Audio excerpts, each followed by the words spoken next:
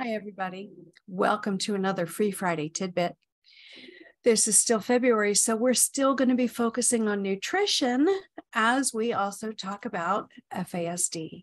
So by now, you're very aware that I am an advocate for all forms of neurodivergence, but my passion is for FASD because the prevalence, there are so many people affected. And you know what? A lot of us never figured out what led to our challenges until very late in the game. So that's why I'm still so very passionate about fetal alcohol spectrum disorders. And though damage to developing brains has been around as long as alcohol has been around, it's only been a diagnosable thing for, 50 years. FASD by so many people is thought to be, unchanging, permanent damage to body and brain. And while it may be true that you cannot outgrow a developmental disability, that is true, there's nothing to say that aspects of it cannot be mitigated or improved, right? It's not going to go away entirely, but yeah, if we can make it better, heck yeah, let's make it better. Right? So research has been agonizingly slow at figuring out how can we do this. So one of the things that's been looked at in terms of a possible intervention is choline supplementation. So choline is found in a lot of foods, but it's also out there as a supplement.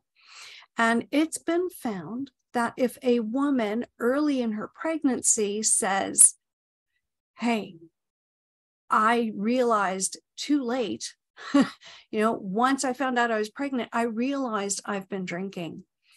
What can I do about it? So they found through researching women like that taking choline supplements for supplementation for the rest of pregnancy mitigates the damage that is done to a variety of systems in a baby.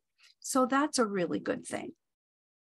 But they've also been looking at the effects of choline supplementation in young children. And the results are pretty encouraging with that.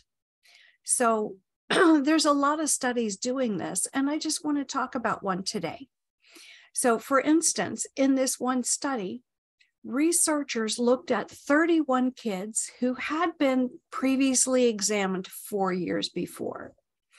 It was a double-blind study, meaning nobody knew which children were taking the real choline supplements and which children were taking placebos, meaning there was nothing significant in the I have the hiccups in the capsules.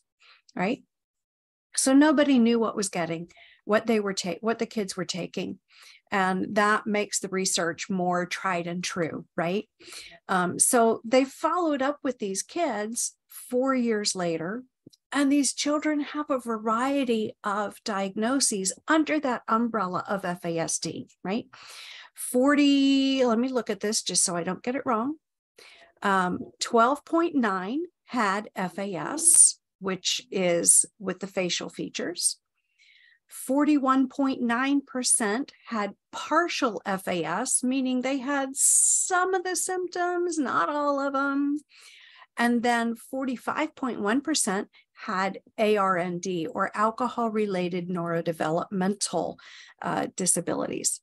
So the results of this study, of this follow-up, this 4-year-long follow-up, showed there are definite improvements as a result of taking choline in some areas.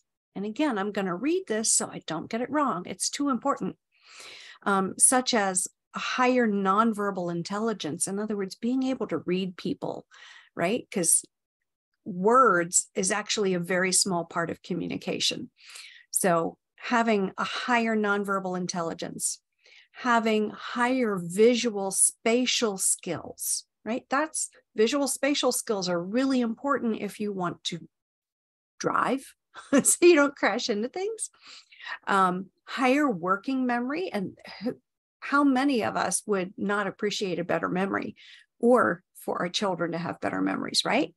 And fewer behavioral symptoms that could also be diagnosed as ADHD, right? The hyperactivity disorder. However, there are lots of other areas where the results weren't as promising, right? There were no differences seen between supplementation and placebo when it comes to verbal intelligence or visual memory or other executive functions. So it's a mixed finding, but certainly it does support that more research in this area needs to be done. If you're interested in considering this, I want you to do a couple things. One, do your own research, because I'm not a doctor. I am not a nutritionist. I'm not going to say one word about doses. Big disclaimer there. I don't do those things. They're outside my lane. I'm just bringing you things that you can talk with your child's pediatrician about, right? And so there is choline supplementation out there, especially these days where everyone is concerned about fighting dementia. We want to hang on to our memory as long as we can. So that population is also looking at this. So while supplements are out there, and again, I'm not going to recommend any brand or strength or anything like that. It's not my thing. But there are also choline-rich foods. So you and your whole family, right, can benefit from choline-rich foods, such as, there's, I think, 10 of them, spinach, eggs, walnuts, yerba mate tea. And I guess that tea is out of, I think I was reading it was out of Africa. Lentils, beets, oats, sardines, and flaxseed. So that's a wide variety of things. And just remember that a balanced diet is not only good for developing brains, right? Brain development, but it's good for all of us. So again, I'm not a nutritionist. I'm not a physician. I'm not going to give you any advice other than talk to the pediatrician that your child sees.